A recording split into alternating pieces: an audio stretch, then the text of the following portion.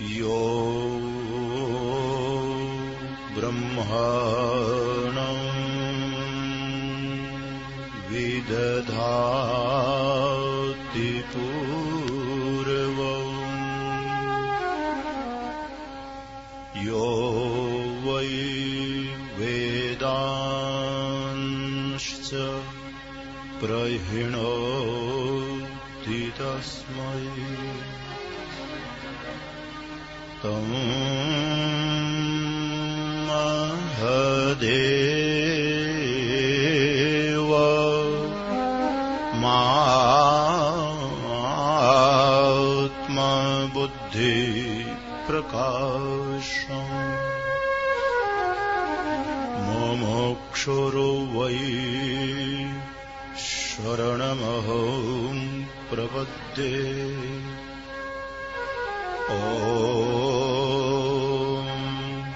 शान्तिः शान्तिः शान्तिः।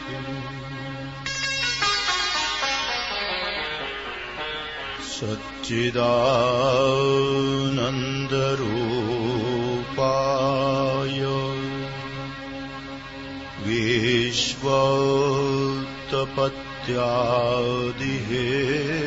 विश्वोत्पत्त्यादिहेतवे तापत्रय विनाशाय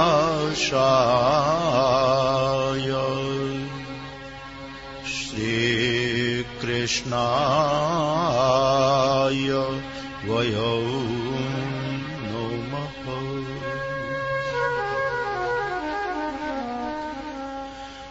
यं प्रव्रजन्तमनुपेत मपेतकृत्यम् द्वैपायनो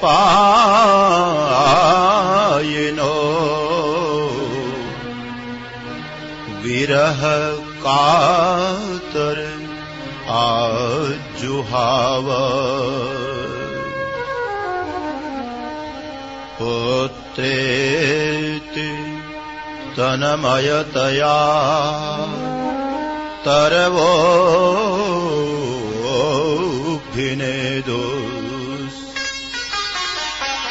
तं सर्वभूतहृदयं मुनिमानतोऽस्मि।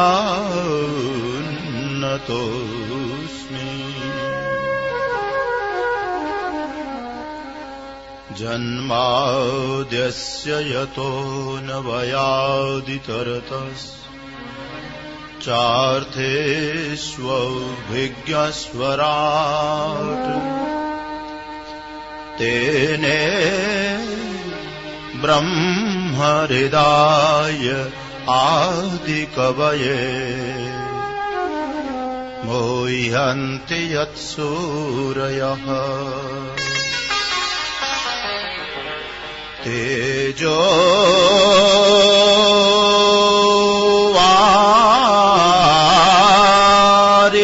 वारिमृदां यथा विनिमयो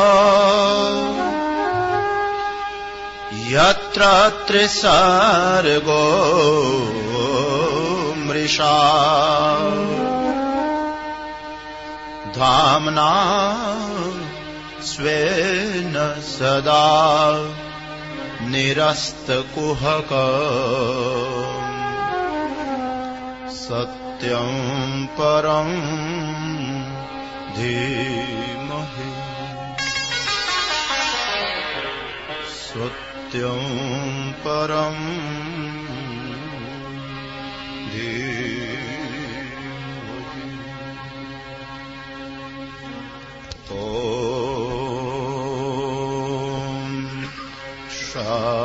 शान्तिः शान्तिः शान्तिः।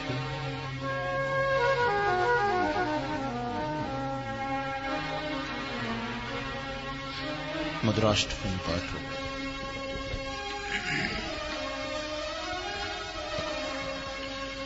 अधरं मधुरं वदनं मधुरम्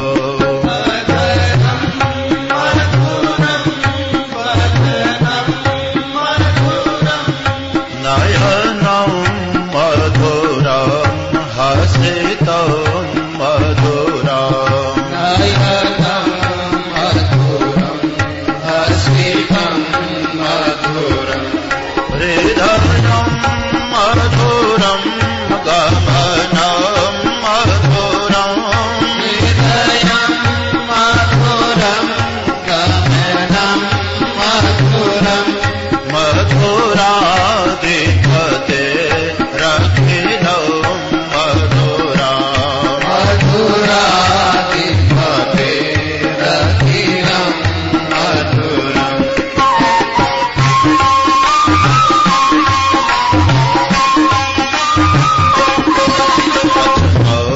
मधुरं चरितं मधुरम् वचनं मधुरं चरितं मधुरम् वसनं मधुरं वलितं मधुरम् वचनं मधुरं वलितं मधुरम् चलितं मधुरं भ्रमितं मधुरम् चरितं मधुरं भ्रमितं मधुरम् मधुराधिपते रखिलं मधुराम् मधुराधिपते रखिलं मधुरम्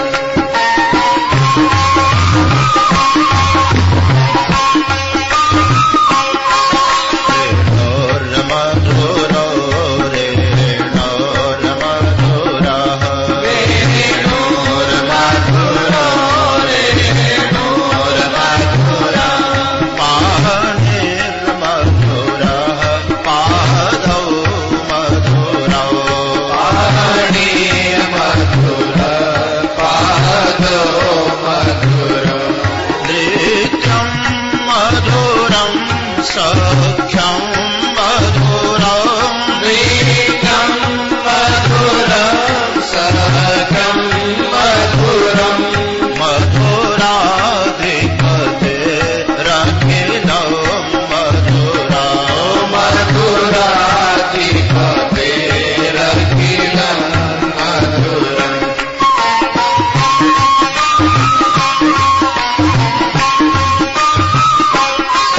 गीतं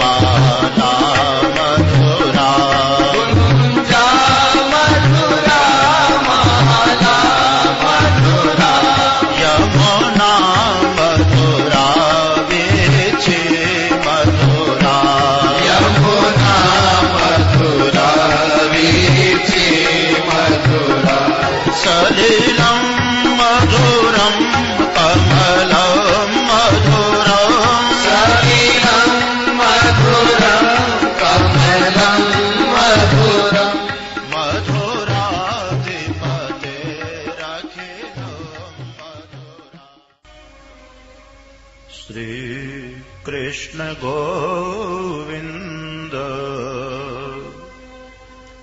हरे मुरारे हे नाथ नारायण वासुदेवा श्री कृष्ण गोविंद हरे मुरारे हे नाथ नारायण वासुदेवा श्री कृष्ण गोविंद हरे मुरारे हे नाथ नारायण वासुदेवा श्री कृष्ण गोविंद हरे मुरारे हे नाथ नारायण वासुदेवा श्री कृष्ण गोविंद हरे मुरारे हे नाथ नारायण वासुदेवा कृष्ण गोविंद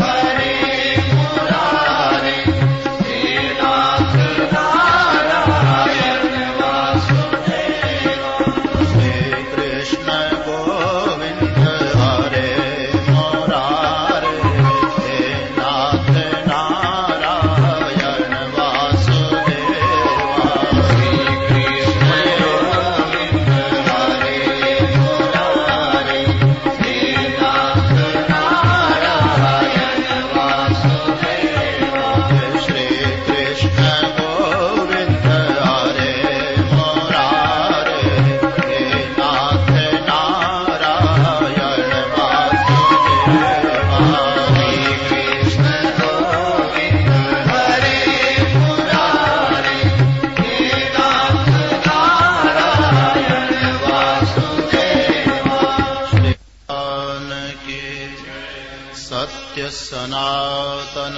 धर्म की सद्गुरुदेव महाराज की भागवत भगवान की गोपाल कृष्ण भगवान की सुखदेव जी महाराज की ओम नमः पार्वती पतये हर हर महादेव।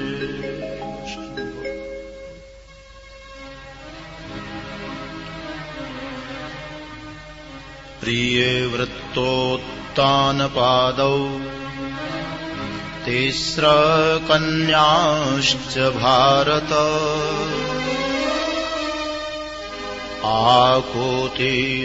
आकुतिर्देवभूतिश्च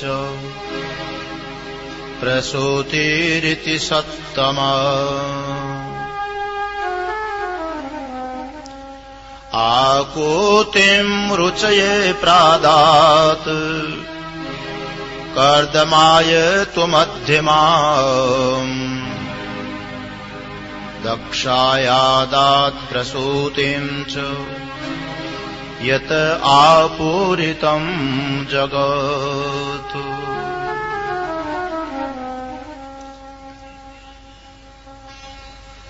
प्रेमपुरी जी आश्रम ट्रस्ट द्वारा आयोजित भागवत ज्ञान यज्ञ के तृतीय दिवस की सायंकालीन सभा प्रारंभ हो रही है। प्रातः काल भगवान वराह का प्राकट्य प्रसंग हम लोगों ने श्रवण किया। रसातल में गई हुई पृथ्वी को भगवान वराह ने अपने नथुनों पर धारण करके जल के ऊपर स्थापित किया। उसके बाद ब्रह्मा जी महाराज के आदेश का पालन करते हुए पुत्र स्वयंभव मनु ने शत्रुपा के साथ से 5 संतान को जन्म दिया। मैथुनी सृष्टि का प्रारंभ वहीं से हुआ। इसीलिए जितने भी प्राणी आज हैं वो सब के सब स्वयंभव मनु और शत्रुपा की ही संतान है, वैसे से प्रकट हुए। 5 संतान को स्वयंभव मनु ने जन्म दिया। प्रियव्रतोत्तान पादौ तीसरा कन्याश्च भारत। मैत्रेय जी महाराज विदुर जी से बोल रहे हैं और सुखदेव जी राजा परीक्षित को वही प्रसंग सुना रहे हैं। राजन, प्रियव्रत और उत्तानपाद ये 2 तो पुत्र हुए और 3 कन्याएं हुई। आकूतिर देवहूतिश्च प्रसूतिरिति विश्रुतम। 3 कन्या हुई, आकूति, देवहूति और प्रसूति। स्वयंभव मनु ने आकूति का विवाह प्रजापति रुचि के साथ में किया, देवहूति का विवाह महर्षि कर्दम के साथ में किया और प्रसूति का विवाह प्रजापति दक्ष के साथ में किया। यत आपूरितम जगत, बस इन्हीं से संपूर्ण जगत आज भरा हुआ है। जितने प्राणी दिखाई देते मनुष्य, सब के सब मनुष्य इन्हीं की संतान है। विदुर जी महाराज पूछने लगे, प्रियवृत्तोत्तान पादौ सुतो स्वयंभवस्य वै यथा धर्मं जुगपतो सप्तदीपवतीं महिम् तस्य वै दुहिता ब्रह्मन् देवहूतीति विश्रुता पत्नीं प्रजापतेरुक्ता कर्दमस्य त्वया नघ। अच्छा महाराज, एक बात बताइए, अभी अभी आपने सुनाया कि उत्तानपाद के ये प्रियव्रत और उत्तानपाद 2 तो उनकी संतान हुई स्वयंभव मनु की, और ये दोनों की दोनों संतान ने बड़ा पराक्रम दिखाया। सप्तदीपवती जो पृथ्वी है, धर्म पूर्वक उनका शासन किया इन्होंने,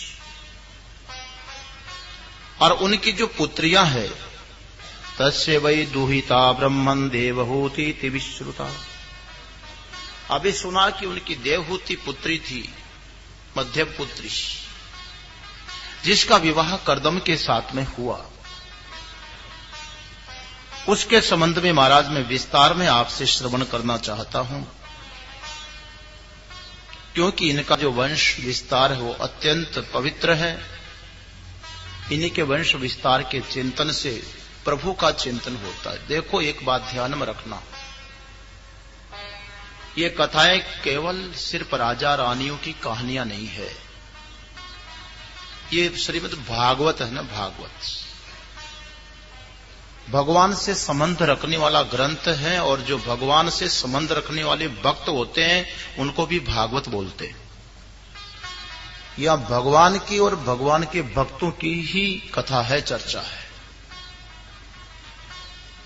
भक्तों की भी चर्चा इसलिए है कि भक्तों का जीवन चरित्र देखने से भगवान की याद आती है, कैसे उन महापुरुषों ने, उन भक्तों ने प्रभु का चिंतन करके अपना जीवन सफल किया। इसलिए इनकी कथाएं का एक माध्यम है। लक्ष्य केवल कथाएं सुनना नहीं है, लक्ष्य तो इनका जो प्रतिपाद्य है परमात्मा, परम सत्य तत्व, वो सत्य को जानना लक्ष्य है, कर्तव्य है। इसलिए मैत्रेय जी महाराज से विदुर जी ने पूछा, महाराज देवहूति का विवाह आप बता रहे थे कि महर्षि कर्दम के साथ में हुआ, उसकी पवित्र कथा मैं आपसे श्रवण करना चाहता हूं। प्रजा सृजेति भगवान कर्दमो ब्रह्मणोदितो सरस्वत्याम तपस्तेप सहस्राणाम समादशः। मैत्रेय जी कहते हैं कि विदुर जी, ब्रह्मा जी महाराज ने अपने मानस संतान कर्दम जी को कहा कि स्वयंभव मनु मैथुनी सृष्टि का जो विस्तार कर रहे हैं उसमें तुम सहयोग करो, तुम ग्रस्त जीवन धारण करो, और ग्रस्त जीवन धारण करके मैथुनी सृष्टि के विस्तार में सहयोग करो। जब ब्रह्मा जी महाराज ने कर्दम जी को ग्रस्त जीवन के लिए आदेश दिया, सृष्टि विस्तार के लिए, तो ये नहीं कहा कि महाराज मेरी शादी कर दो, बल्कि जब आदेश मिला तो निकल पड़े सरस्वत्याम तपस्ते पे, सरस्वती के तट पर चले गए और तप करने लग गए। और वो भी कोई 10-20 वर्ष नहीं, 10,000 वर्ष तक तप करते। ये पुराणों का कालमान है। तात्पर्य बहुत लंबे समय तक तप किया। याद रखना सज्जनों, ग्रस्त जीवन में जाने वाले को भी तप करना पड़ता है। यही तो व्यवहारिक शिक्षा यहां पर दे रहे हैं। तप के द्वारा शक्ति का संचार हमारे जीवन में आए, योग्यता प्राप्त हो, फिर ग्रस्त जीवन जिया जाए। ग्रस्त जीवन भी एक धर्म है। हमारी वैदिक परंपरा तो इतनी सुदृढ़ और सुलझी हुई परंपरा है। द्विविधो ही वेदोक्तो धर्म प्रवर्ति लक्षणो निवर्ति लक्षणश्च। हमारा सनातन वैदिक धर्म 2 धाराओं से चल रहा है। एक प्रवृत्ति धारा है तो दूसरी निवृत्ति धारा है। और ग्रस्त जीवन प्रवृत्ति धारा के अंतर्गत आता है। लेकिन ऐसा नहीं कि ग्रस्त लोग समझते महाराज जितना कानून कायदे हैं सब के सब महात्माओं के लिए, हम तो ग्रस्त हैं। एक पल्ला झाड़ देते हैं ग्रस्त का बहाना करके, हम क्या कर सकते हैं महाराज, हम तो ग्रस्त हैं। ग्रस्त है तो ग्रस्त जीवन है, मनुष्य है, कोई जानवर तो नहीं है। ग्रस्त के लिए भी तो कर्तव्य होता है। गृहस्थ में प्रवेश करने वाले के लिए भी तप का विधान आया। पहले तप करते हैं। महर्षि कर्दम तप करने के लिए सरस्वती के तट पर गए। ततः समाधि युक्तेन क्रिया योगेन कर्दमः संप्रपेदे हरिम भक्त्या प्रपन्न वरदाशोषम। वहां बैठ करके कठोर तप करने लगे। क्रिया योग के द्वारा अपने चित्त को शुद्ध किया, स्थिर किया और भगवान का आश्रय प्राप्त किया, नारायण का स्मरण किया। जब भगवान की भक्ति और समाधि में गए, प्रभु का चिंतन, देखो सत्कर्म क्रिया योग के बिना भी समाधि नहीं लगेगी। आजकल समाधियों का बड़ा युग चला है, लेकिन जब तक चित्त की शुद्धि नहीं होगी क्रिया योग के द्वारा, तब तक समाधि का नाटक होगा, समाधि होगी नहीं। जड़ समाधि लगा लो भले, वास्तविक समाधि नहीं लगेगी। चित्त को शुद्ध करने के अनंतर फिर समाधि लगाई और जब स्थिरता आई, चित्त स्थिरता आने पर समाधि में साक्षात नारायण उनके सामने प्रकट हुए और शब्दमय रूप से प्रकट होकर के उनको दर्शन दिए। कर्दम जी महाराज को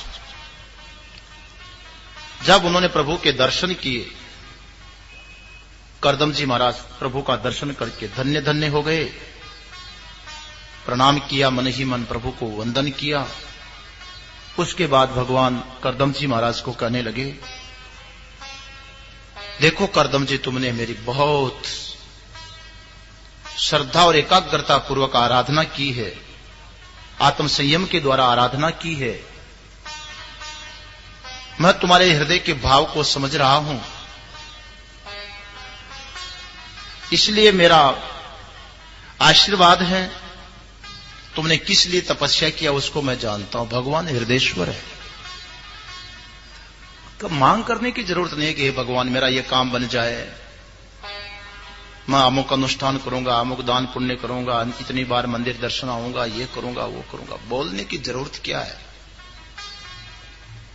वो नारायण तो हृदय में विराजमान है। जहां से हमारा संकल्प उठ रहा है, उसका संकल्प का मूल तो नारायण ही है। वहीं से संकल्प प्रकाशित होता, उसको मालूम नहीं। या महर्षि कर्दम ने प्रभु के दर्शन करके कुछ नहीं मांगा। भगवान स्वयं बोलते हैं, महर्षि तुम्हारे तप का प्रयोजन मैं जानता हूं और उसकी पूर्ति अवश्य होगी। प्रजापति सुत सम्राट मनोर्विख्यात मंगल ब्रह्मावर्तम यदो योधिवसन शास्ति सप्तार्णवाम महिम। देखो ब्रह्मा जी के पुत्र स्वयंभव मनु, जो कि बड़े ही सुप्रख्यात हैं, उनकी कीर्ति बड़ी पवित्र है। ये ब्रह्मावर्त का शासन करने वाले, सप्त समुद्रवती पृथ्वी पर शासन करने वाले हैं। महर्षि जी, वो परसों तुम्हारे पास आने वाले हैं। तुम्हारे पास में परसों आएंगे। उनकी श्रीमती, उनकी पत्नी शत्रुपा साथ में होगी, और उनकी जो पुत्री है देवहूति, उसको लेकर के तुम्हारे पास आने वाले परसों आएंगे। आत्मजाम असितापांगिम वयशील गुणान्विताम मृगयंतिम पतिम दास्यन्त्यनुरूपायते प्रभो। बड़ी सुंदर सुशीला कन्या है, सर्वगुण संपन्न। उस कन्या को लेकर के आने वाले हैं, तुम्हारे साथ पानी ग्रहण करवाने के लिए तुम्हें समर्पित करेंगे, और तुम्हारे जैसे योग्य वर की ही उसको अपेक्षा है। इसलिए परसों आएंगे। तुम्हारे संबंध में उन्होंने सुन रखा है। उस कन्या को तुम्हारी ही जैसे महापुरुष की आवश्यकता है, तपस्वी की जरूरत है। इसीलिए तुम उनको स्वीकार करना, फिर उसके द्वारा तुम संतान को प्राप्त करोगे। 9 कन्या प्राप्त होगी, और 10वें संतान के रूप में मैं स्वयं तुम्हारा पुत्र बनकर के आऊंगा। प्रणेष्ये तत्व संहिताम, और सांख्य शास्त्र की मैं रचना करूंगा। भगवान ने महर्षि कर्दम को सब बताया और वहां से अंतर्धान हो गए। महर्षि कर्दम सरस्वती के तट पर बिंदु सरोवर में तप कर रहे थे, वहीं पर प्रतीक्षा करते रहे, बैठे रहे, ठहर गए। आने वाला दिन आया, परसों का दिन। स्वयंभव मनु शत्रुपा अपनी पुत्री को साथ में लेकर के उनके आश्रम पर पहुंची। जब आश्रम में आए तो महर्षि कर्दम ने खड़े होकर के उनका सम्मान किया, उनको आसन दिया। जैसे कोई ज्ञात ही न हो, आने का प्रयोजन पूछा। कैसे पदार्पण हुआ, किस प्रयोजन से आए, मेरे लायक कोई सेवा आप आदेश करिए, मैं जरूर उसका पालन करूंगा। कैसे आगमन हुआ, जैसे कोई ज्ञात न हो। इसका अर्थ यह नहीं कि आते बोल दिया, मुझे मालूम है तुम क्यों आए हो, मैं तो तुम्हारी प्रतीक्षा कर रहा था। नहीं, ज्ञात ही न हो, कहा मेरे लायक कोई सेवा, जो भी आप कहेंगे निष्कपट भाव से मैं स्वीकार करूंगा। आदेश फरमाइश। मनोज जी महाराज करने लगे, महर्षि प्रवर्ष, आप देख रहे हैं हमारे साथ में ये युवती, ये कन्या हमारे साथ हैं, इसका परिचय आपको मैं करा दूं। प्रियवृत्तौ वर्तोत्तान पादो स्वसेयम दुहिता मम अनविच्छति पतिम योक्तम वयशील गुणाधिविः यदा तु भवत शील श्रुत रूप वयो गुणान शृण्वन्नो नारदाद देशा त्वया आशित कृत निश्चया। ये जो युवती है, ये प्रियव्रत और उत्तानपाद की बहन है, मेरी पुत्री है। आपके संबंध में इसने आपके जो महिमा है सब सुन रखी है। नारद जी महाराज के मुंह से सुना था आपकी विशेषता, और तब से ही इसकी इच्छा है कि आप जैसे सर्वगुण संपन्न, रूप संपन्न, आप जैसे युवक पुरुष को ही ये वर्ण करना चाहती है। अहम त्वाश्रणवम विद्वान विवाहार्थम समुद्यतम अतस्त्वम उपकुर्वाण प्रत्ताम प्रतिगृहाण में। और मैंने भी सुना है कि यद्यपि आप ब्रह्मचारी है, लेकिन इतना भी मुझे मालूम है, मैंने सुना है कि आप नैष्ठिक ब्रह्मचारी नहीं है, आप उपकुर्वाण ब्रह्मचारी। 2 प्रकार के ब्रह्मचारी होते हैं। एक जो आजीवन ब्रह्मचर्य का व्रत लेता है, संयम और वेदाध्ययन के द्वारा जीवन भर साधना करता है, वो नैष्ठिक ब्रह्मचारी कहा जाता है। और एक अमुक अवधि तक संयम और वेदाध्ययन करने वाला ब्रह्मचारी उसके बाद गृहस्थ जीवन में प्रवेश करने वाला उसको उपकुर्वाण ब्रह्मचारी बोलते हैं। महर्षि जी, मैंने सुना है कि आप ब्रह्मचारी तो हैं, लेकिन उपकुर्वाण ब्रह्मचारी। ऐसी स्थिति में मेरी पुत्री की भी इच्छा है आपको वर्ण करने की। आप भी उपकुर्वाण हैं, इसका अर्थ गृहस्थ जीवन में प्रवेश करना चाहते हैं, और माता पिता हम लोग तो चाहते ही इसको लेकर के ही आए हैं, स्वीकार कीजिए।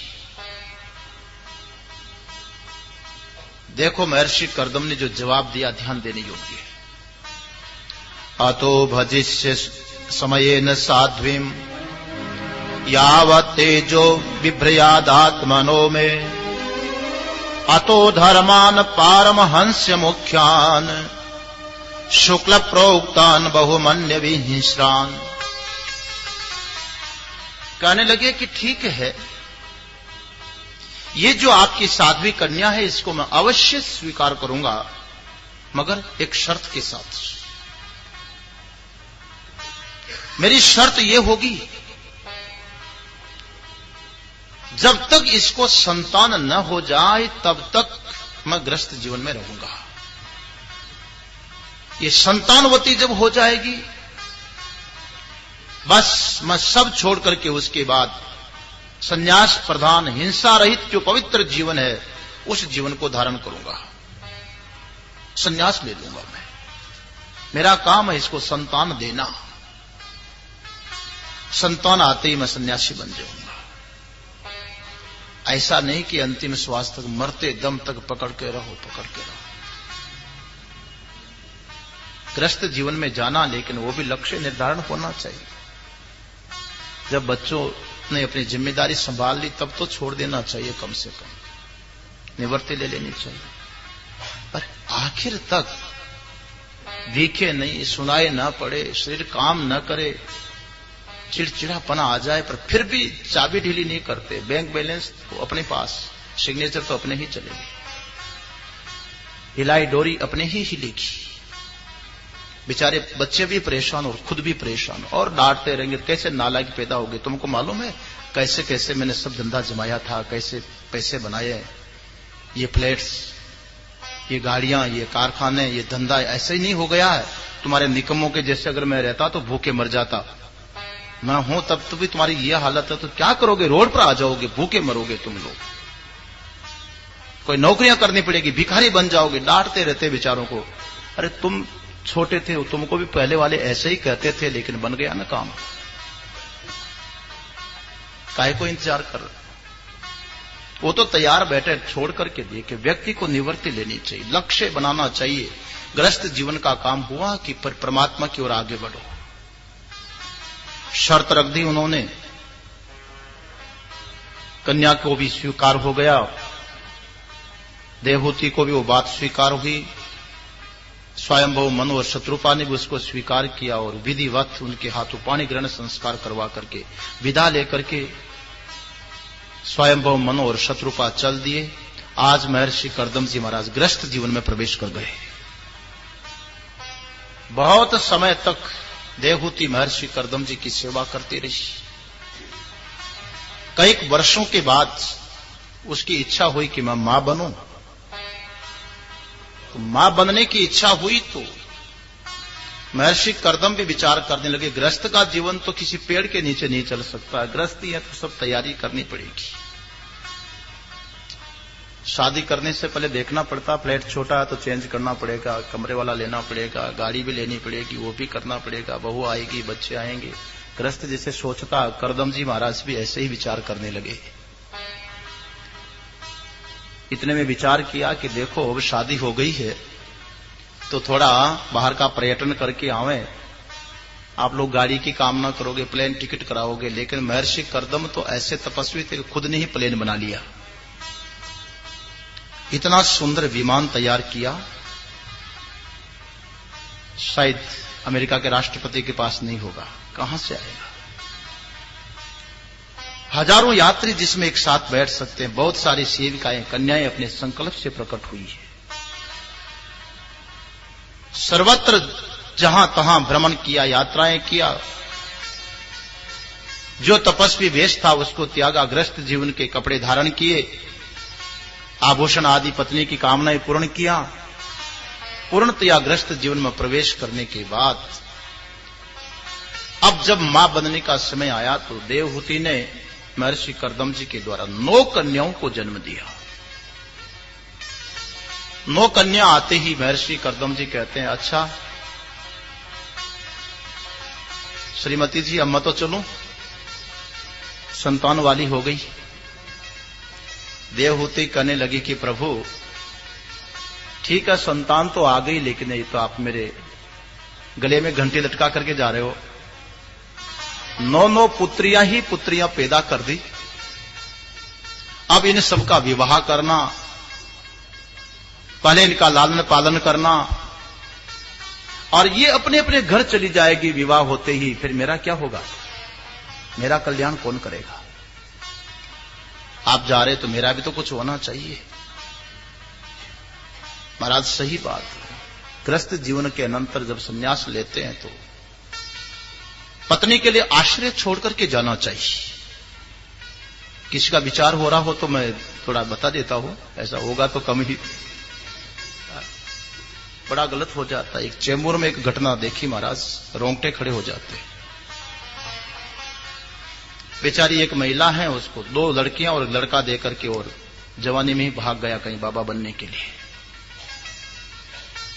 अब इतनी गरीब नहीं थी कि जैसे ट्रेन में वो स्लीपर होता है, ऐसे छोटी सी कुटिया में तो बेचारों का सोना बैठना होता।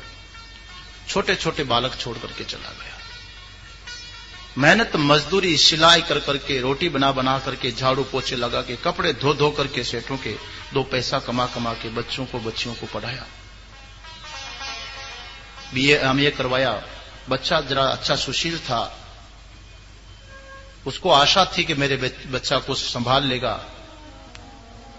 वो बच्चा कहीं किसी के चक्कर में आ गए एजेंट के, और दुबई गया।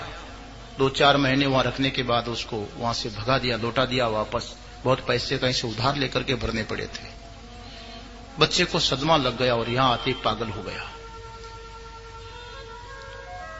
बच्चा युवती है, ऐसी स्थिति होगी बेचारियों की कि अब विवाह करने के लिए कहां उसके पास को लेने देने को है, कैसे हो?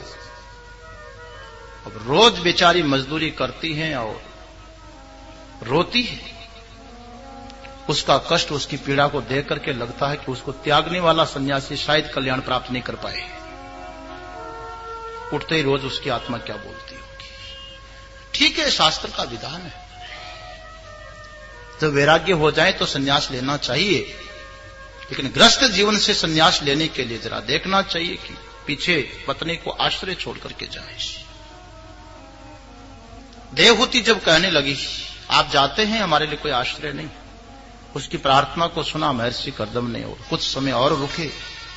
एक संतान और आई। उनको तो मालूम था ही, वो तो केवल पत्नी की परीक्षा कर रहे थे। भगवान पहले ही बोल करके गए। 10वें संतान के रूप में साक्षात भगवान नारायण प्रकट हुए। भगवान कपिल का प्राकट्य हुआ, अवतार हुआ। माताओं याद रखना, भगवान को भी पुत्र के रूप में प्राप्त किया जा सकता है, लेकिन उसके लिए तपस्वी नहीं होना पड़ेगा। अपनी स्थिति बनानी पड़ेगी। पिता भी कैसा और मां भी कैसी, दोनों तपस्वी। जब भगवान कपिल का प्राकट्य हुआ, उसके बाद महर्षि कर्दम जाने की तैयारी करे। साक्षात स्वयं ब्रह्मा जी महाराज वहां पर आए और ब्रह्मा जी महाराज ने महर्षि कर्दम को कहा कि तुमने हमारी आज्ञा स्वीकार की, ग्रस्त जीवन में आए, तुम्हारा काम पूर्ण हुआ, और उनको आशीर्वाद दिया। ब्रह्मा जी भी लौटे तो मां का कल्याण करने के लिए संतान छोड़ करके, लेकिन देखा साक्षात भगवान आए हैं तो महर्षि कर्दम ने भगवान की स्तुति की। संतान भी हो तो ऐसी हो महाराज। भगवान स्वयं संतान के रूप में आकर के पिताजी को बोलते हैं, अब आप जा सकते हैं, संन्यास धारण कर सकते हैं, आप जा सकते हैं, मां का कल्याण की जिम्मेदारी मेरी है। और वो भी भगवान से कहते हैं कि आपकी स्वीकृति हो तो मैं संन्यास ले लूं। आस्मा विप्रचेच्छेद पतिम प्रजानाम त्वयावतीर्णारणम उत्ताप्त कामः। परिव्रजत पदवीं आस्थितोहम चरस्य त्वाम हृदय युंजन विशोक। महर्षि कर्दम जी ने भगवान से स्वीकृति भी ले ली, प्रभु आपका आदेश हो तो मैं परिवर्जन करूं, संन्यास ले लूं। भगवान कपिल कहने लगे, हां हां पिताश्री, आप संन्यास ले सकते हैं। गच्छ कामं मया प्रेष्टो मयि संन्यस्त कर्मणा जित्वा सुदुर्जयं मृत्युम अमृतत्वाय मां भज। पिताश्री आप जाइए और जो वैदिक मर्यादा है, शास्त्र मर्यादा, उसके अनुसार संन्यास धारण करो। सब कर्मों का त्याग, संन्यस्त कर्म, कर्मों के त्याग पूर्वक केवल संन्यास धर्म धारण करो। अमृत तत्व को पाने के लिए सिर्फ मेरे भजन में लग जाना। पुत्र को भगवान के रूप में पाया। जरा सोचिए, जब भगवान पुत्र बनकर के आ गए तो कर्दम जी किसका भजन करने के लिए जा रहे हैं फिर? आश्चर्य। यह है लौकिक वैदिक मर्यादाएं। भगवान भी पुत्र बनकर के आए हैं तो पुत्र का रोल करेंगे, पिता पिता का काम करके संन्यास धारण करें। भगवान के विशुद्ध स्वरूप का भजन करने के लिए भगवान ने आज्ञा दी और महर्षि कर्दम जी चल दिए। भगवान कहते हैं, आप मां की चिंता मत करना पिताजी, बिल्कुल चिंता मत करना। मात्र आध्यात्मिकीं विद्याम शमनिम सर्वकर्मणाम वितरिष्य या चासो भयम चाति तरिष्यति। जो मां देव होती है, बस उसको भी मैं ऐसा तत्व ज्ञान दूंगा कि सारे संसार के भय से मुक्त हो जाएगी। ऐसी आध्यात्मिक विद्या का उपदेश करूंगा, मां का भी उद्धार होगा। यह है पुत्र। मैं बोल रहा था ना, एक होता लड़का और एक होता है भगवान। पुत्र बनकर के आए, दोनों का माता पिता का कल्याण करने वाले। भगवान ने स्वीकृति पिता को दिया, मां के कल्याण की जिम्मेदारी अपने हाथ में ले ली। एक दिन देवहूति भगवान से प्रार्थना करने लगी, प्रभु अथ मे देव सम्मोहम अपाक्रष्टुम त्वमर्हसि योवग्रहो अहम ममेतीति ते तस्मिन् योजितस्त्वया। हे प्रभु, हे देव, ऐसी कृपा करो कि ये जो मेरा मोह है ये निकल जाए। मोह नहीं छोड़ रहा है, यही सबसे बड़ा ग्रह लगा हुआ है, मैं और मेरा। ये मोह कैसे छूटे? प्रेमपुरी में आने वालों को तो नहीं होगा, वो तो उसको था, देवहूति को। यहां भी होता होगा तो होता होगा। एक माताजी सत्संग में आती थी, आज भी शायद होंगी तो होगी। एक बहुत साल पहले मुझे कहने लगी कि महाराज क्या करें, कुछ लाभ नहीं होता है, परिवर्तन नहीं आता। मैंने कहा कितने सालों से सत्संग कर रहे हो? 7-8 वर्ष हो गए। मैंने कहा 7-8 वर्ष में कुछ परिवर्तन नहीं हुआ? थोड़ी गंभीर होकर के कहने लगी कि हाँ महाराज, एक तो हुआ, सुनते सुनते जो मेरे भीतर में द्वेष भाव था वो समाप्त हो गया, किसी से विद्वेष नहीं रहा। पर राग नहीं जाता, आसक्ति नहीं जाती है। मैंने कहा कोई बात नहीं, आधा रास्ता तो, सफर तो पूरा हो गया, द्वेष गया तो राग भी चला जाएगा। लेकिन बड़ा कठिन काम है। ये जो राग है, मैं और मेरापन है, ये जो मोह है, ये निकलता नहीं है। क्या उपाय है प्रभु, कैसे निकले? भगवान कपिल मां को उपदेश करते हुए कहने लगे, बड़ी महत्वपूर्ण बात बोलते हैं। योग आध्यात्मिक पुंसाम मतो निश्रेयसाय में अत्यंतो परति यत्र दुखस्य च सुखस्य च। मां मोह मिटाने का एक प्रधान साधन है आध्यात्मिक योग। व्यक्ति को आध्यात्मिक योग करना चाहिए, निश्रेयस के लिए, कल्याण के लिए। यही एकमात्र साधन है। सर्वथा दुखों की निवृत्ति आध्यात्मिक योग के बिना नहीं हो सकती। जो जिसमें सर्वथा सुख दुख निवृत्त है, ऐसा जो योग है आध्यात्मिक योग, उसका अभ्यास करना चाहिए। अपने मन को अंतर आत्मा में परमात्मा चिंतन में लगा देना चाहिए।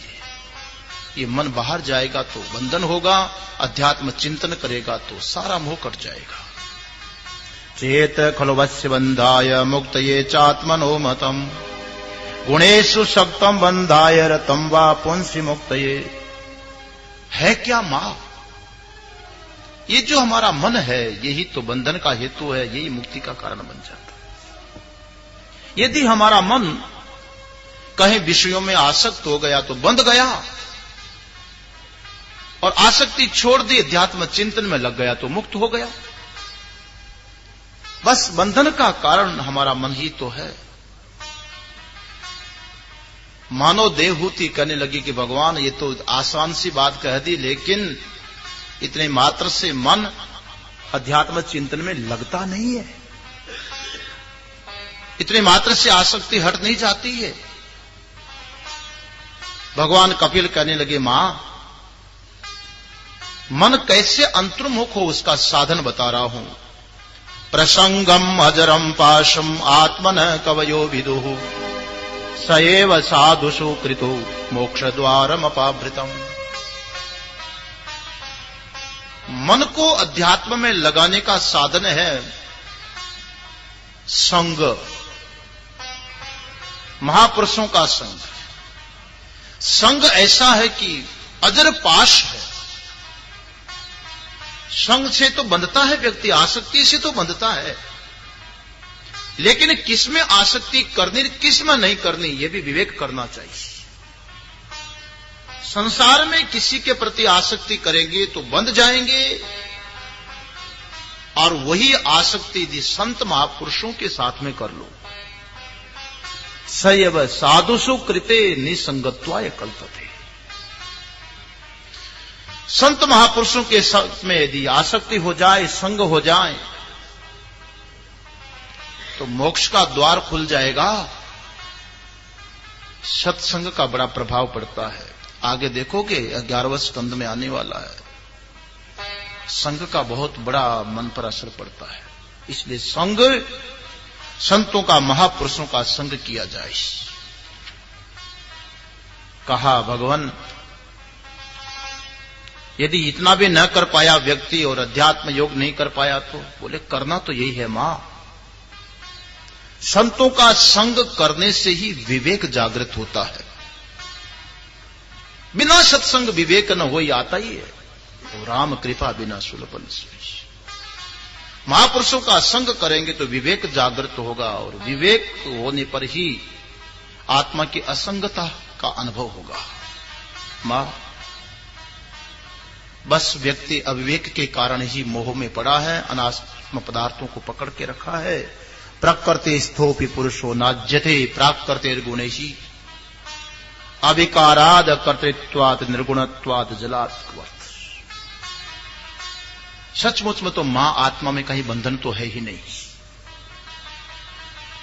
ये मन का जो संग विषयों में होता है, सत्संग करके विवेक प्राप्त नहीं करता, उनको प्राप्त प्रतीत होता है कि मैं बंधा हुआ हूं। प्रकृति स्तोपि पुरुषो नाज्यते प्राकृतिर्गुणैहि। ये जो पुरुष है, आत्मा है, मां, ये तो वस्तुतः आज तक कहीं बंधा ही नहीं है। आत्मा तो सर्वथा विनिर्मुक्त ही है। पुरुष होने पर भी प्रकृति के गुणों से बंधता नहीं है। पुरुष पुरुषयनात् पुरुष पूर्णात् वा पुरुष, जो शरीर के भीतर पुर के अंदर रहता है, लेकिन प्रकृति के गुणों से न सूक्ष्मता से बंधा है, न स्थूलता से बंधा, कहीं बंधा ही नहीं है। आत्मा तो सर्वथा विमुक्त ही है, अधिकारी ही है, उसमें विकार आ ही नहीं सकता, उसका स्वभाव है अभिकारी। आत्मा में कहीं भी कर्तापन नहीं है। बुद्धि के कर्तृत्वपन का आरोप हो रहा है कि मैं करता हूं। आत्मा तो निर्गुण है मां। ये सारे उपाधि के धर्म आत्मा में दिखाई पड़ते हैं। जलार्कवत, जैसे सूर्य पानी के अंदर दिखता है तो पानी का जो दोष है वो सूर्य में प्रतीत होगा। यदि हर पानी में कोई लाल रंग डाल दो सूर्य लाल दिखेगा, काला डाल दो काला दिखेगा, हरा रंग हो तो हरा दिखेगा, पानी हिलेगा तो सूर्य भी हिलता हुआ कंपायमान दिखाई पड़ेगा। लेकिन सूर्य में तो कोई भी विकार नहीं है, जैसा पानी वैसा दिखाई पड़ रहा है। ऐसे आत्मा तो मां सर्वथा निर्विकार ही है। कहीं भी आत्मा में कोई विकार है ही नहीं, उसका स्वभाव ही है अविकारिता। आत्मा में कहीं कर्तापन है ही नहीं, स्वभाव से अकर्ता है, स्वभाव से निर्गुण है। उपाधि के कारण सारे आरोप प्रकृतिस्थ होने के कारण हो रहा है, नहीं तो आत्मा तो असंग ही है। बड़ा सुंदर असंगता का उपदेश दिया। ऐसा साधक को अभ्यास करना चाहिए, चिंतन करना चाहिए। मैं तो असंग शिव स्वरूप हूं, आनंद चित आनंद स्वरूप हूं, कहीं बंधा हुआ ही नहीं हूं।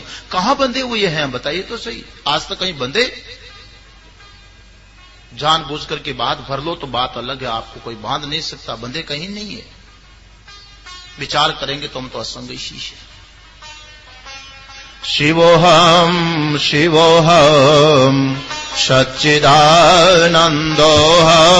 शिवोहम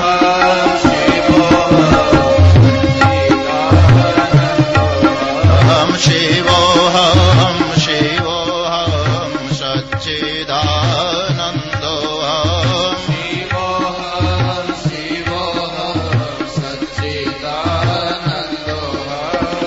शिवोहम शिवोहम सच्चिदानंदोहम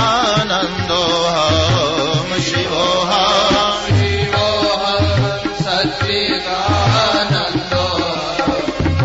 शिवोहम शिवोहम सच्चिदानंदोहम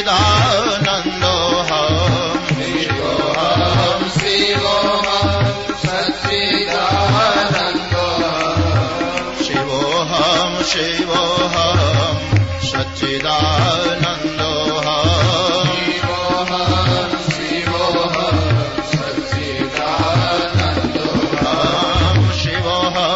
शिवोहम सच्चिदानंदोहम शिवोहम शिवोहम सच्चिदानंदोहम शिवोहम शिवोहम सच्चिदानंदोहम शिवोहम शिवोहम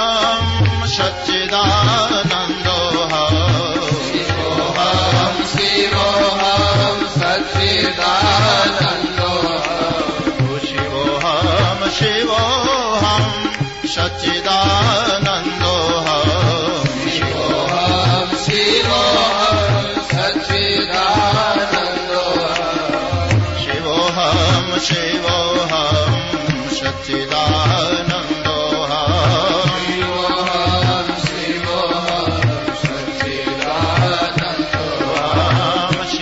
शिवोहम शिवोहम सच्चिदानंदोहम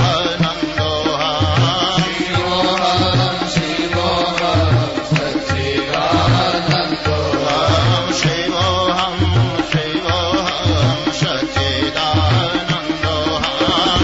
शिवोहम शिवोहम सच्चिदानंदोहम शिवोहम सच्चिदानंदोहम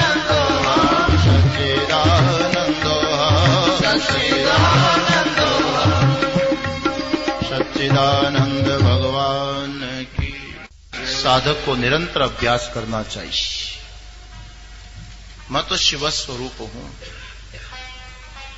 मैं सच्चित आनंद स्वरूप हूं। जैसा चिंतन करोगे वैसी स्थिति बन जाएगी, है ही है। भूल से दूसरा मान रखा है, बस प्रकृतिस्थ होने के कारण न मालूम क्या क्या हम अपने को समझ बैठे। मैं फलाने वर्ण का हूं, फलाने का पुत्र हूं, फलाने का भाई हूं, फलाने का पति हूं, उसका पिता हूं, ये हूं, वो हूं। मैं स्त्री हूं कि मैं पुरुष हूं, मैं सुखी हूं, मैं दुखी हूं, मैं बुद्धिमान हूं, मैं नासमझ हूं, ज्ञानी हूं, अज्ञानी हूं। ये सारे के सारे आरोप अपने को न समझने के कारण हो रहा है। सचमुच में मैं तो असंग सच्चित आनंद रूप हूं, सबका परम प्रकाशक हूं। मेरी सत्ता में सब प्रकाशित हो रहे हैं। अपवाद कर दीजिए, मैं तो असंग पुरुष हूं, कहीं बदा हुआ नहीं हूं। विचार करो, बार बार देखो, ये सब बदलने वाली चीज है। बचपने से आज तक शरीर इतना बदल गया। मैं जानने वाला तो वही हूं। बचपने को भी मैंने देखा था, जवानी को भी देखा, अवस्था को भी देख रहा हूं। मैं कहां बदला, मुझे मालूम पड़ रहा है। मन की स्थिरता अस्थिरता को भी मैं देख रहा हूं, आने वाले सुख और दुख को भी मैं देख रहा हूं। इस समय मेरा मन बड़ा प्रसन्न है, इस मेरा मन खिन्न है, इसको भी मैं देख रहा हूं। मेरी बुद्धि में निश्चय है कि निश्चय नहीं है, उसको भी मैं देख रहा हूं। मेरी बुद्धि मेरा मन कुछ विषय नहीं कर रहे हैं, उसको भी मैं देख रहा हूं। मैं सर्वथा विद्यमान हूं, रह करके भी सबसे असंग हूं। चिंतन तो करके देखो। आप सो जाते हैं गहरी नींद में, जो प्रगाढ़ नींद आ जाओ, इस सुषुप्ति में चले जाओ। उस समय हम होते हैं कि नहीं? जब गहरी नींद में सोते हैं तो हम रहते हैं कि नहीं रहते? कुछ पता नहीं महाराज, यही कहोगे, रहते कि नहीं रहते? कुछ पता नहीं है, उसका भी पता जिसको है वो तो रहता है। कोई व्यक्ति सो करके उठता, कहा आज ऐसा सोया मुझे कुछ भी मालूम नहीं था। तुझे कुछ मालूम नहीं था, इसका तो मालूम था ना। कोई व्यक्ति कहते हैं आप क्या ज्ञानी है कि ज्ञानी है, बोलो क्या है? कहेंगे महाराज ज्ञानी होते तो प्रेमपुरी में काहे को आते, फिर घर पर ही बैठ जाते। अच्छा एक बात बताइए, आप ये कहते हो कि मैं अज्ञानी हूं, कोई कहते होंगे कि मैं ज्ञानी हूं। जिसको ये पता चल रहा है कि मैं अज्ञानी हूं, जिसको मालूम पड़ रहा है कि मैं अज्ञानी हूं, वो ज्ञानी है कि अज्ञानी है? अज्ञानी होता तो अज्ञान का मालूम कैसे पड़ता उसको? ज्ञान और अज्ञान की दोनों ही वृत्तियों को जो प्रकाशित करने वाला है, वो आत्मा तो सर्वथा असंग ही है। वही मेरा वास्तविक स्वरूप है, वही मैं हूं। मां इस रूप में साधक को चिंतन निश्चय करना चाहिए। मां कहती है कि भगवान ये तो ज्ञान तो बहुत उच्च कोटि का है, अगर किसी की ऐसी स्थिति न बने तो फिर क्या करना चाहिए? बोले मां ऐसी स्थिति न बने तो उसको भक्ति योग करना चाहिए। ये तो सांख्य योग है, उसको स्थिति न बने तो भक्ति करनी चाहिए। भक्ति योग से में मार्गम ब्रोहि विस्तरश प्रभु। देहूति बोल पड़ती भगवान, तो फिर भक्ति मार्ग का विस्तार मेरे प्रति करो, भक्ति मार्ग बता दीजिए, भक्ति कैसे की जाए।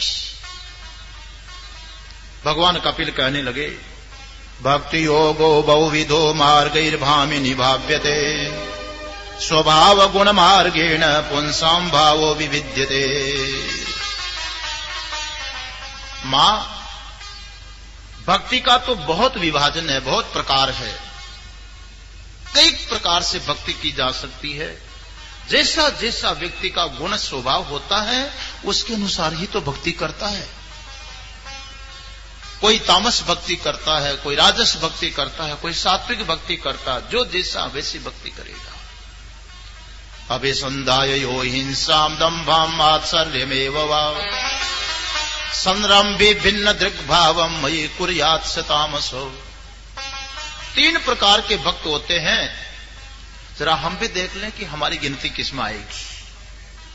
आज सुबह से यही चल रहा है सब, यही तो जीवन में समझने की बात है। भगवान कपिल कहते मां, जो व्यक्ति हिंसा का आश्रय लेता है, जिसकी भक्ति में पर पीड़ा है, दूसरे को कष्ट है। कई शक्ति उपासक आसाम बंगाल में जाइए, देवी उपासना करने वाले लोग होते हैं, भैरव उपासना करने वाले लोग होते हैं, हिंसा का आश्रय लेते हैं। ऐसे हिंसा प्रधान जो भक्ति होगी, अथवा जिसमें दंभ होगा, मत्सरता होगी, ऐसे दंभी जो व्यक्ति होंगे भगवान की भक्ति तो करते हैं और भिन्न भाव से करते हैं। ऐसे भक्ति करने वाले जो लोग होंगे वो तामसी लोग होंगे, उनकी भक्ति है तामसी भक्ति है। जो केवल नाम कमाने के लिए करेंगे अथवा दूसरे को कष्ट देंगे, भक्त का ये लक्षण नहीं है। हिंसा का मतलब मारना ही नहीं होता है, अपने से दूसरे को कष्ट होना। लिफ्ट में चढ़ करके आ रहे हैं, कोई बुजुर्ग कब से खड़े हैं, देखा कि देर हो जाएगी तो चेयर नहीं मिलेगी, बुजुर्ग को दिया धक्का और पहले घुस गए, नहीं तो कोशिश चली जाएगी। कोई अशक्त प्राणी आकर के बेचारा खड़ा, नीचे बैठने में समर्थ नहीं, देख रहे हैं, और हम बैठ सकते हैं नीचे, लेकिन पैर दुखेंगे, आराम से बैठे हैं, बैठ जाएगा बूढ़ा कहीं, तो कथा ही तो सुन रहे, इसको सुननी होगी तो बैठ के सुन लेगा। भक्त है तब तो यहां आए हैं, भक्ति भी कर रहे हैं, लेकिन हमारा ऐसा व्यवहार जो दूसरे के हित में नहीं हो रहा है, वो तामसी भक्त है महाराज। भक्त तो है तामसी भक्त। विषयान अभिसंदाय यश ऐश्वर्यमेव वा अर्चादो अर्चयेद यो माम पृथक भावस राजसः। एक राजस भक्त होता है जो भक्ति तो करता है, लेकिन उसके पीछे विषयानुसंधान है। हां, इतनी माला जपेंगे, ऐसे भगवान की भक्ति करेंगे, इस मंत्र का अनुष्ठान करेंगे, पैदल चल करके इतने दिनों तक रोज मंदिर जाएंगे, हर बुधवार को कहां जाओगे, सिद्धि विनायक जाएंगे, और जाकर के डिमांड रखेंगे हमारा ये काम बन जाए, वो काम बन जाए, चुनाव में जीत जाऊं, प्रतिष्ठा मिल जाए, यश मिल जाए, ऐश्वर्य मिल जाए। चलो रोज सत्संग में चलेंगे, लोग समझेंगे कि ये भी सत्संगी है, कम से कम गलत दृष्टि से तो नहीं देखेंगे, अच्छे काम में लगेंगे, लोग प्रशंसा करेंगे। और भगवान की अर्चा आदि में पूजा करते, केवल मूर्ति में भगवान को मान करके भाग रहे हैं मंदिर में। वहां भी डिमांड होती है, लेन देन हो रहा है, और केवल मूर्ति में भगवान को समझा। ऐसे जो भगवान को अलग समझ करके भक्ति करने वाले होते हैं, वो राजस भक्त होते हैं। कर्म निर्हारम उद्दिश्य परस्मिन् वा तदर्पणम एजेदेष्टव्यमिति वा पृथक भावस्य सात्विक है। और सात्विक भक्त होता है मां, जो कर्म कर्तव्य है वो करना ही है, स्वभाव से कर्म कर रहा है, सात्विक कर्म। और जो सात्विक कर्म किया है उसका विनियोग परमेश्वर के लिए हो रहा है, प्रभु को समर्पित कर दिया, जिसको आप निष्काम कर्म बोलते हैं, भगवत प्रत्यर्थ कर्म बोलते हैं। ऐसे जो कर्म करने वाले हैं, यजन आदि भी करते हैं, प्रभु को ही समर्पण कर रहे हैं। इस प्रकार जो अपना ये कर्म है, जो अपना भाव है प्रभु को समर्पित कर दें, तो वो भी भक्त है, वो सात्विक भक्त है। सब कुछ प्रभु का है और प्रभु के लिए ही हो रहा है, नारायण ने हमें निमित्त बनाया है। बस मैं भगवान का हूं, भगवान के लिए मुझे करना है। गोविंद मेरो है, गोपाल मेरो है, गोविंद मेरो है, गोपाल मेरो है, गोविंद मेरो है, गोपाल मेरो है, गोविंद मेरो है, गोपाल मेरो है। श्री मां के बिहारे नंदलाल मेरो है, श्री मां के बिहारे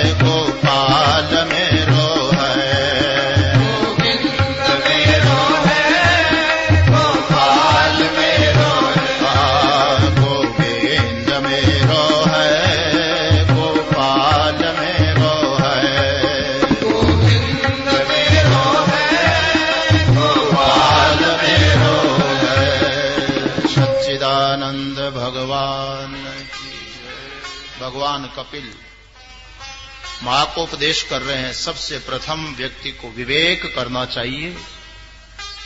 वो विवेक सत्संग के द्वारा प्राप्त होगा,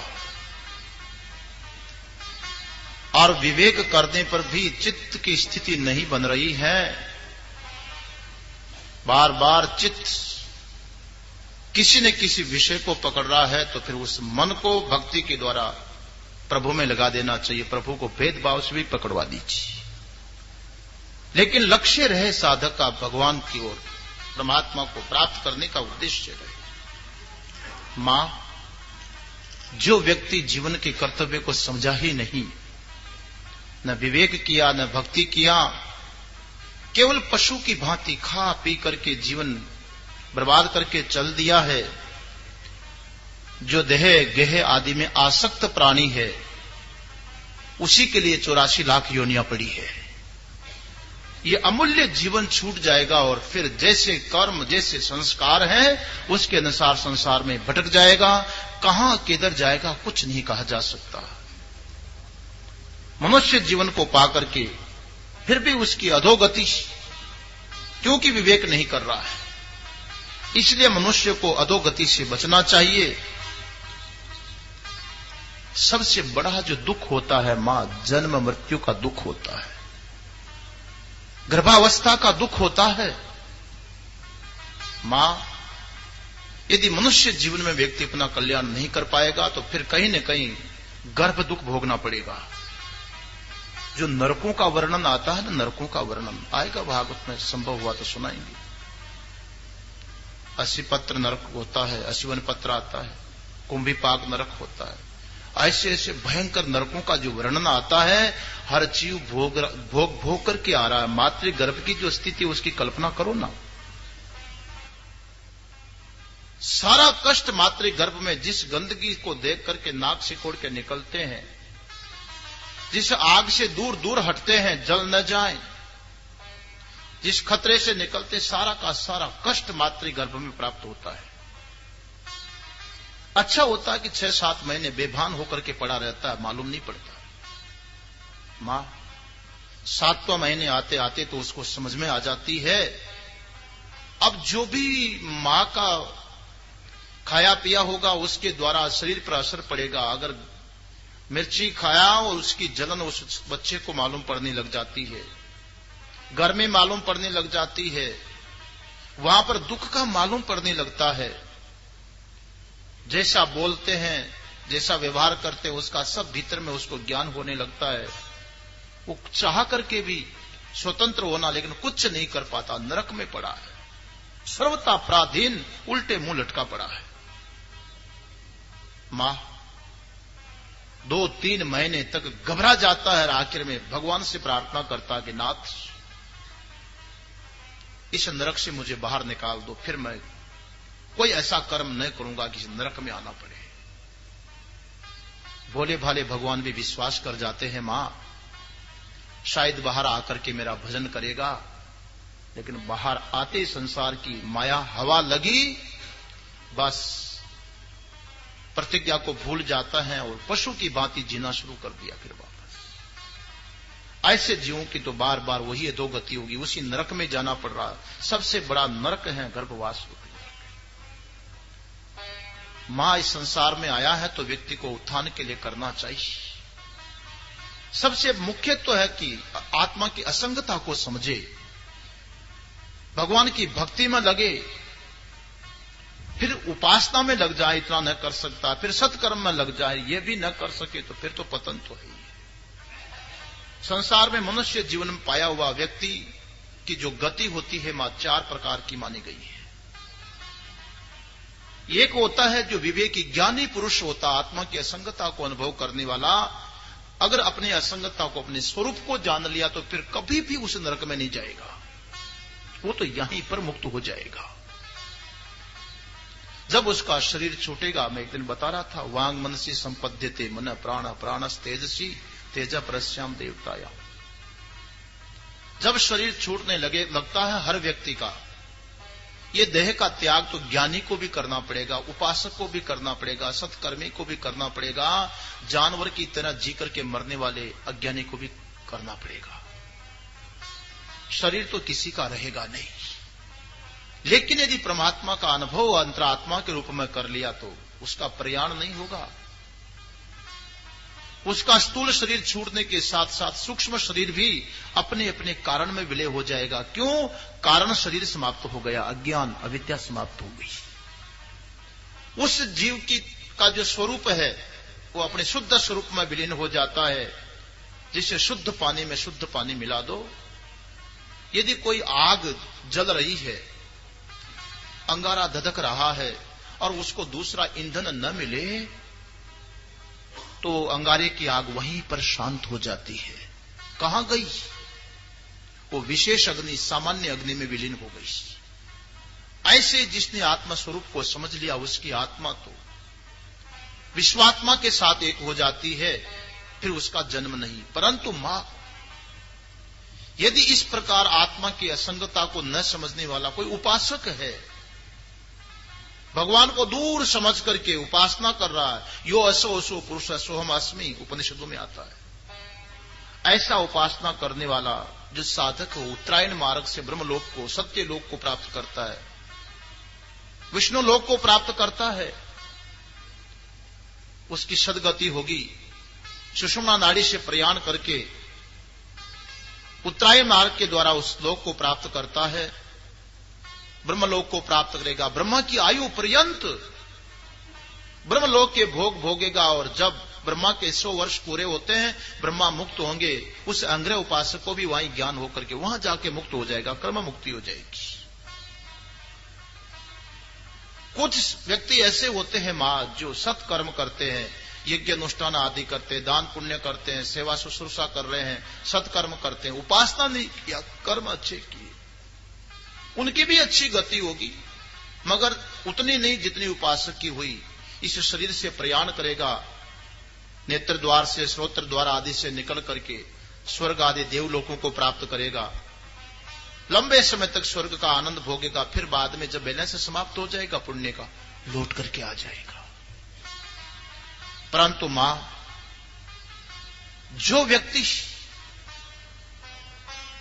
न सत्कर्म किया, न भक्ति किया, उपासना नहीं किया और ज्ञान प्राप्त नहीं किया, तीनों में कुछ नहीं कर पा रहा है, बस उसका तो जायस्व मरियस्व, जायस्व मरियस्व, उसको तो तृतीय गति प्राप्त होगी।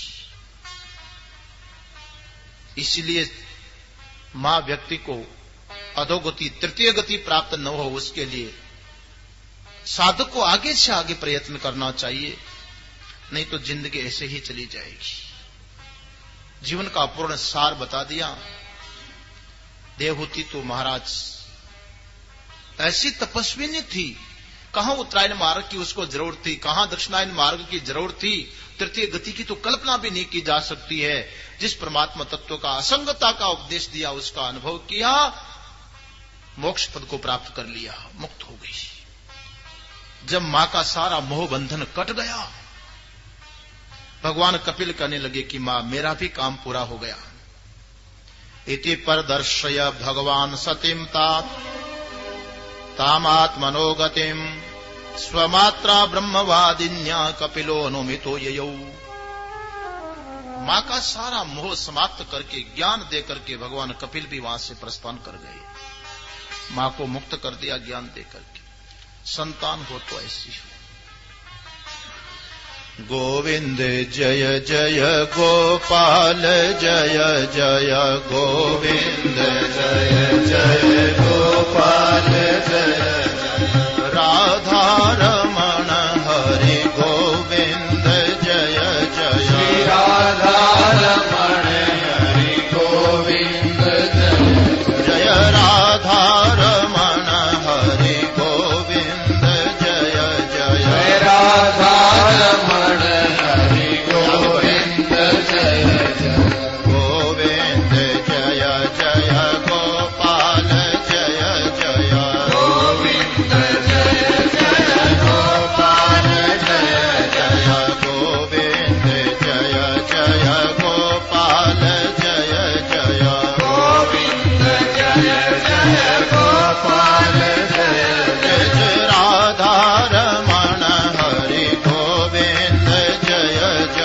राधा